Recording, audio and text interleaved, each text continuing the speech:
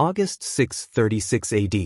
The mighty Byzantine Empire, one of the greatest superpowers the world has ever known, marches with an army up to 100,000 strong, heavy cataphracts, elite legions, battle-hardened from crushing the Persians just years before.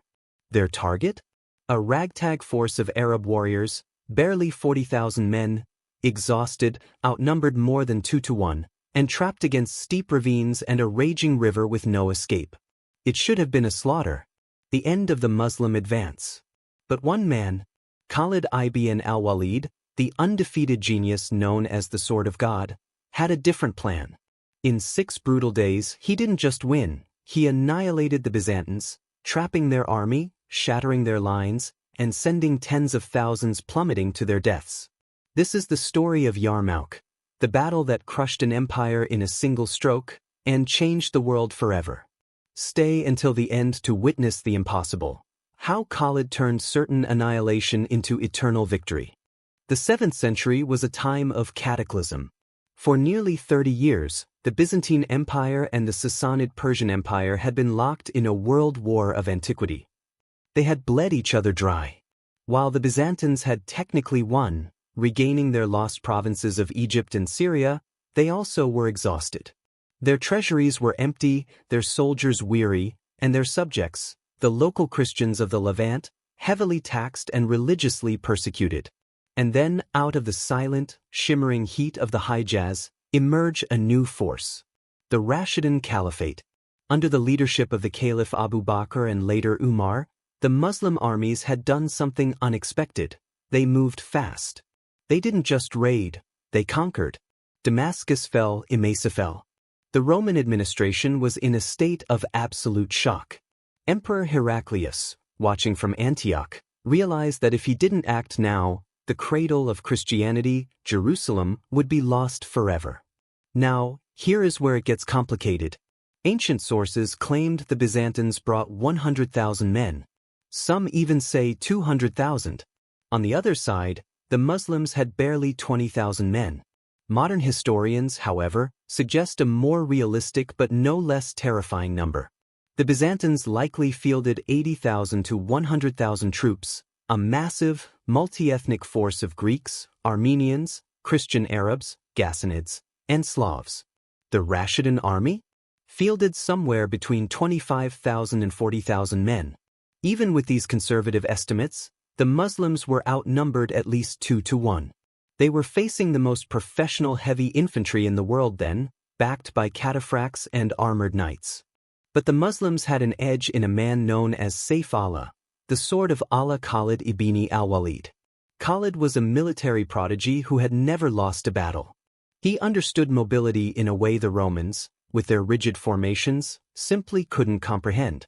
He knew that to win, he couldn't fight a battle of attrition. He had to fight a battle of psychology and terrain. Khalid chose the battlefield, the plain of Yarmouk. It was a strategic masterstroke. To the north was the Roman line. To the south and west were deep, treacherous ravines of the Yarmouk River and its tributaries. It was a trap. If the Romans were pushed back, they would have nowhere to go but down a 100-foot drop. But for the Muslims, the open desert lay to their rear, their natural habitat, their sanctuary, and their escape route if things went south. As the two armies stared each other down across the plain, the tension became suffocating. The Byzantine commander, Vahan, attempted to negotiate. He offered the Muslim leaders gold, robes, and food if they would simply return to the desert. He saw them as nothing more than hungry raiders. But the response from the Muslim camp was chillingly clear. We do not come for your gold. We come for your land. The time for talk was over. On a blistering morning in August, the Roman trumpets sounded. The battle began with a series of duels. In the tradition of ancient warfare, the champions of both sides stepped forward. Imagine the silence of over 100,000 men as two warriors clashed in the no-man's land. The Muslim Mubrizan, elite duelists, systematically picked off Roman officers. The Roman soldiers watched in horror as their commanders were decapitated one by superior swordsmen. Finally, Vahan ordered a general advance. The Roman infantry, a wall of interlocking shields, moved forward. The first day was a feeling-out process. Heavy exchanges of arrows filled the sky. By sunset, both sides returned to their camps. No ground was gained, but the Muslims had proven they could stand toe-to-toe with the legions. Day 2 is where the Byzantine strategy became clear. They wanted to use their superior numbers to overlap the Muslim flanks. At dawn, they launched a massive assault before the Muslims finished their morning prayers. The Roman right wing, composed of heavy Armenian infantry and Ghassanid light cavalry, crashed into the Muslim left flank. The pressure became immense. The Muslim line began to break. Units of the Yemenis and the Quraysh broke and fled back toward their camp. This was a moment of absolute crisis. If the flank collapsed, the entire army would be rolled up and slaughtered. But then, one of the most famous events in Islamic military history occurred. As the retreating soldiers reached the camp, they weren't met with sympathy. Their own wives, led by the fierce Hind bint Utbah, stood at the tent lines with tent poles and stones. They screamed at their husbands, "If you flee, you are not our men." Shamed and energized, the soldiers turned around and charged back into the fray. At that exact moment, Khalid ibn al-Walid saw his opening. He unleashed the Mobile Guard, an elite cavalry reserve of 4,000 men. They struck the Roman flank like a lightning bolt. The Romans, thinking they had won, were caught off guard and driven back. The line held, for now. Vahan shifted his focus to the Muslim right wing on day 3. Again, the Roman heavy cavalry surged forward. Again, the Muslim line was pushed back to the camp. And again, the women of the camp forced their men back into the battle. But the cost was rising. The heat was reaching triple digits. Water supplies were running out. Victory seemed within grasps for the Romans, but the Muslim resilience was defying all military logic. Khalid was playing a dangerous game. He was using his center to hold the Romans in place while he personally led the Mobile Guard from flank to flank, plugging holes in the dike. It was a masterclass in internal lines of communication. But how much longer could a few thousand horsemen save an entire army? Day 4 was perhaps the most harrowing day of the battle. Vahan, frustrated by the stalemate, ordered his archers to unleash a continuous barrage. Thousands of arrows rained down on the Muslim ranks. So many men were struck in the face that this day became known in Arabic history as Yom al-Amaya, the Day of Lost Eyes. The Muslim right wing was nearly annihilated. Entire companies were blinded. Seeing the carnage, the commander Ikrima ibn Abi Jahl made a death pact. He and 400 elite warriors charged directly into the Roman center to buy time for the rest of the army to reorganize. It was a suicide mission. They were cut down to a man, but their sacrifice stopped the Roman momentum. As the sun set on day 4, the field was a carpet of corpses. The Muslims were battered, bleeding, and half-blind. Surely, they would surrender now?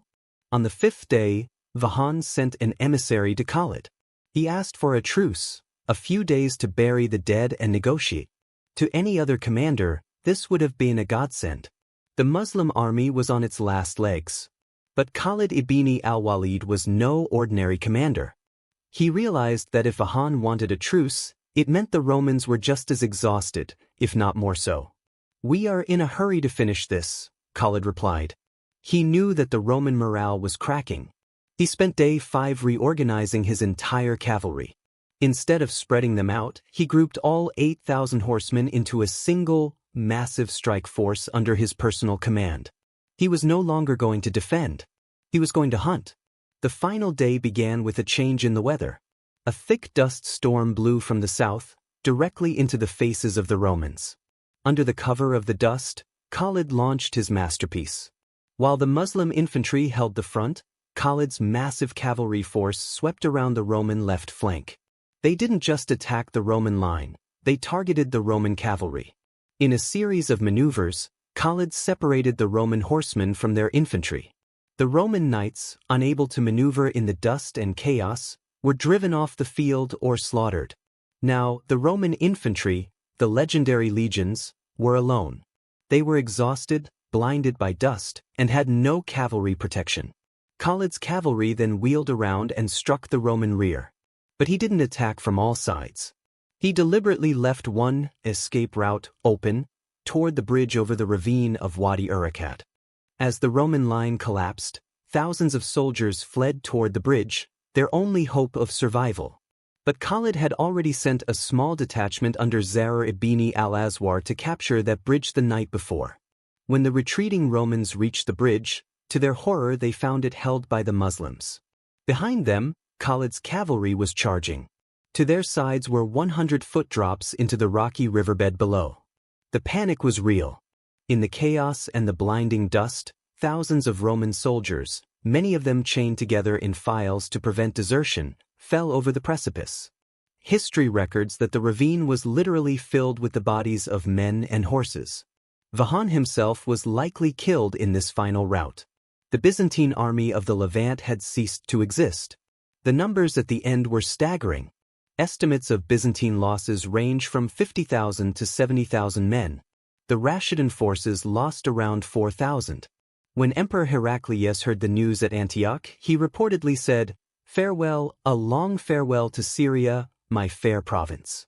Thou art an infidel's now." He gathered what remained of his treasures and fled to Constantinople.